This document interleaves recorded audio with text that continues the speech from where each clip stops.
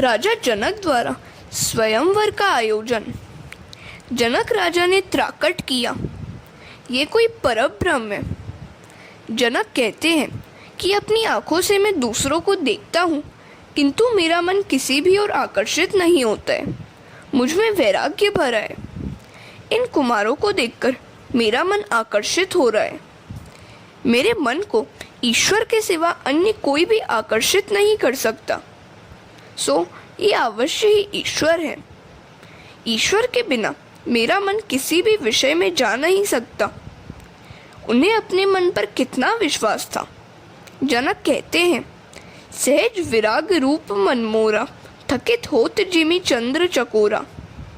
सो ये राम ही है, ब्रह्म जो निगम नेति कही गावा। जनक राजा ने राम को पहचान लिया। उन्होंने कहा, ये ऋषि कुमार नहीं है, राजकुमार भी नहीं है। वेद जिसका वर्णन नेति नेति कहकर करता है, शंकर जिनका सदा सर्वदा चिंतन करते हैं, वहीं साक्षात परब्रह्म परमात्मा ये है। ये राम मेरे मन को खींच रहे हैं। सो लगता है कि ये ईश्वर ही है। यदि ये प्रभु नहीं होते तो मेरे मन को खींच नहीं पाते। कण्व मुनि के आश्रम में प्रथम मिलन के समय दुष्यंत ने शकुंतला से पूछा, कौन हो तुम? शकुंतला ने कहा, मैं महर्षि कण्व की कन्या हूँ। दुष्यंत ने कहा, तुम्हें देखकर मेरा मन चंचल हो गया है। वैसे तो मेरा मन पवित्र है। ब्राह्मण कन्या मेरे लिए माता समान है। तुम्हें देखकर मेरा मन चंचल हुआ है, अतः मैं मानता हूँ कि तुम मेरी जाति की हो। मेरा मन ही प्रमाण है इस बात का। प्रमाणम अंतःकरण्य प्रवृत्ति। अपने मन पर उसे कितना विश्वास था। शकुंतला ने कहा, आप पवित्र हैं, महान हैं। मेरे जनक हैं क्षत्रिय विश्वामित्र। कण्व ऋषि तो मेरे पालक पिता हैं। मैं क्षत्रिय कन्या ही हूँ। जनक राजा कहने लगे, आज तक मैं निराकार ब्रह्म का चिंतन करता था। आज मेरा मन कह रहा है कि निराकार ब्रह्म का चिंतन छोड़कर इस सगुण राम का चिंतन किया जाए तो अच्छा हो। मुझे अब लगता है कि निराकार नहीं, साकार का ध्यान करूं। ये राम ईश्वर ही है। विश्वामित्र कहने लगे, राजन, यह तो तुम्हारी दृष्टि का गुण है। ज्ञानी अभेद भाव से चिंतन करते हैं। तुम्हारी वृत्ति ब्रह्माकार है, सो तुम्हें ऐसा लगता है, अन्यथा ये तो दशरथ राजा के पुत्र ही है। जनक तो महाज्ञानी है। उनकी प्रशंसा गीता में श्री कृष्ण ने भी की है। कर्मण्येव वही संसिद्धिम स्थिता जनकादय। जनक राजा ने कर्म द्वारा ही परम सिद्धि प्राप्त की थी, अन्यथा गीता में और किसी की भी प्रशंसा नहीं की गई है। विश्वामित्र, राम और लक्ष्मण जनकपुरी के बाहर एक उद्यान में रह रहे हैं। सायंकाल की संध्योपासना भी नियमित रीति से करते हैं। विश्वामित्र के साथ उन्होंने सत्संग किया। रात्रि के समय वे विश्वामित्र की चरण सेवा करते लगे। आशीर्वाद मांगने से नहीं, अपने आप हृदय से मिल जाते हैं। विश्वामित्र ने भी इन राजकुमारों को हृदय से आशीर्वाद दिया, कल्याण हो तुम्हारा। लक्ष्मण राम की सेवा कर रहे हैं। वे सोचने लगे कि संभवतः मैं कल से चरण सेवा का लाभ पा न सकूंगा। कल बड़े भैया का विवाह होगा, अतः उनकी चरण सेवा का अधिकार अब तो भाभी को ही मिलेगा। सेवा करने का यह मेरा अंतिम दिन है। कल से मैं सेवा कर नहीं पाऊंगा।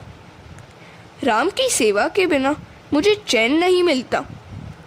सेवा और स्मरण के बिना जिसे चैन न मिले, वही सच्चा वैष्णव है। जो सेवा और स्मरण के हेतु जीता है, वही वैष्णव है। लक्ष्मण को बड़ा दुख होने लगा कि अब सेवा का अधिकार और अवसर छीना जाएगा। उनका मन अकुलाने लगा। उनका हृदय भर आया। आंखों में से आंसू की बौछार होने लगी। प्रभु ने देखा कि उनका लक्ष्मण रो रहा है। वे लक्ष्मण से रोने का कारण पूछने लगे। क्यों रोते हो भाई? क्या माता की याद तो आ रही है? तुम रोते हो तो मुझे बड़ा दुख हो रहा है। रामचंद्र का प्रेम आदर्श प्रेम था। लक्ष्मण संकोचवश बोल नहीं पा रहे थे। राम लक्ष्मण के हृदय को जानते हैं। उन्होंने लक्ष्मण से कहा, भाई, मेरे विवाह के बाद दाहिने चरण की सेवा तुम करना और बाएं चरण की सेवा सीता करेगी। तुम्हें देखे बिना मुझे नींद नहीं आती। विवाह के बाद भी मैं तुम्हें नहीं छोड़ूंगा। चाहे तेरी भाभी को छोड़ना पड़े, तुम्हें नहीं छोड़ूंगा। राम सभी के अंतर्यामी हैं, किंतु लक्ष्मण तो राम के भी अंतर्यामी हैं। तो ऐसा था राम का बंधु प्रेम। दूसरे दिन प्रातःकाल हुआ तो लक्ष्मण जी सबसे पहले उठ गए। हरे कृष्ण। स्त्री का धर्म है कि पति के भोजन के पहले भोजन और शयन के पहले शयन न करे। यही धर्म सेवक का भी है।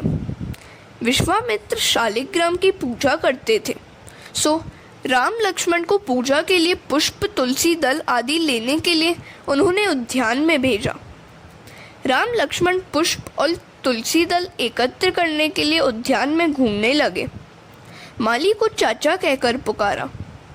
माली ने पीछे देखा तो राम लक्ष्मण उसे बुला रहे थे। उसने कहा, मैं तो एक अधम सेवक हूँ।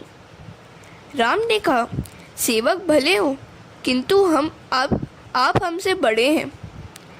राम की विनय से माली उन्हें बार बार नमन करने लगा। राम सभी को एक समान मानते थे, अतः उनके वनगमन में अयोध्या की समग्र प्रजा का अश्रु श्रावण कोई आश्चर्य की बात नहीं है। राम लक्ष्मण तुलसी को भी वंदन करते हैं। तुलसी की नित्य वंदना करने वाले को कभी बीमार नहीं होना पड़ता। प्रणाम किए बिना कभी तुलसी दल ना लो, उसे नाखून से मत तोड़ो। जब भी तुलसी दल चुनने का प्रसंग आए, उसे प्रणाम करके कहो कि ठाकुर जी के चरणारविंद में चढ़ाने के लिए चुनने की अनुमति दे। तुलसी तो राधा जी का अवतार है। सायंकाल के बाद तुलसी का स्पर्श न करो। स्त्री का धर्म है कि प्रतिदिन तुलसी और पार्वती की पूजा करे। ऐसा करने से सौभाग्य अखंडित रहता है। उसी समय उद्यान में सीता जी भी आई। राम और सीता की दृष्टि का मिलन हुआ। इस दृष्टि मिलन की कथा मात्र तुलसीदास जी के रामचरित्र मानस में ही है। वाल्मीकि रामायण, भावार्थ रामायण, आनंद रामायण, आध्यात्म रामायण आदि में नहीं है। सीता जी ने जगदम्बा को प्रणाम करके राम जैसा पति मांगा। सीता जी प्रार्थना करती हैं, जय जय गिरवर राज किशोरी, जय महेश मुखचंद चकोरी, देवी पूजी पद कमल तुम्हारे, सुर नर मुनि सब हों ही सुखारे। राम लक्ष्मण पुष्पादि लेकर वापस आए और विश्वामित्र से कहा कि जिस कन्या का स्वयंवर होने जा रहा है वह भी उद्यान में आई हुई थी। राम का स्वभाव बड़ा सरल है। उनके मन में छल कपट नहीं है।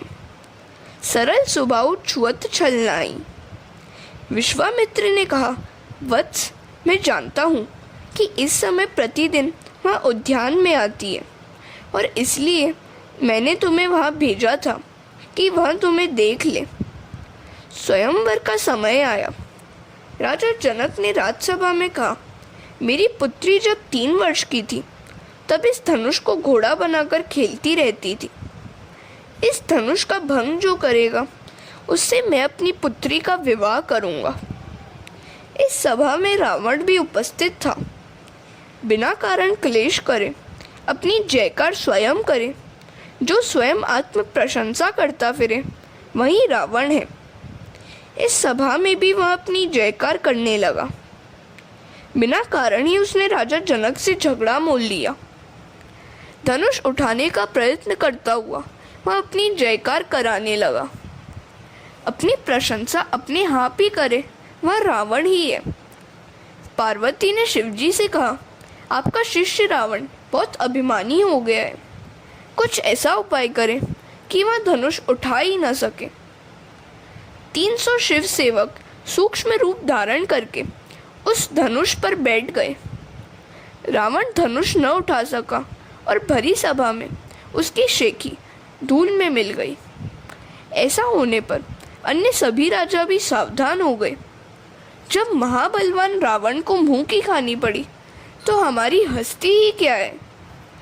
धनुष उठाने से सब कतराने लगे। हरे कृष्णा।